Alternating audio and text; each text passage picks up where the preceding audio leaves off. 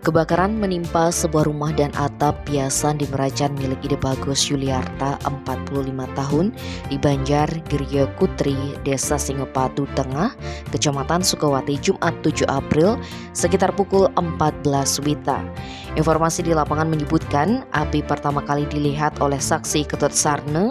Ketika itu saksi melihat api sudah cukup besar di atap rumah milik korban. Saksi kemudian menyampaikan hal tersebut kepada warga di sekitar TKP. Atas kondisi tersebut, warga beramai-ramai datang ke TKP dan membantu memadamkan api dengan peralatan seadanya. Salah seorang saksi juga melapor kepada klien dinas setempat dan menghubungi pemadam kebakaran Kabupaten Gianyar. Kapolsek Sukawati Kompol Deki Hendra Wijaya mengatakan dengan mengerahkan 3 unit armada, pemadam kebakaran Kabupaten Gianyar berhasil memadamkan api sekitar pukul 15 WITA. Kendati demikian, bangunan rumah permanen milik korban telah hangus terbakar. Selain itu, api juga merembet ke atap piasan yang ada di Merajan korban. Tidak ada korban jiwa dalam peristiwa kebakaran tersebut, namun korban diperkirakan mengalami kerugian mencapai 500 juta rupiah.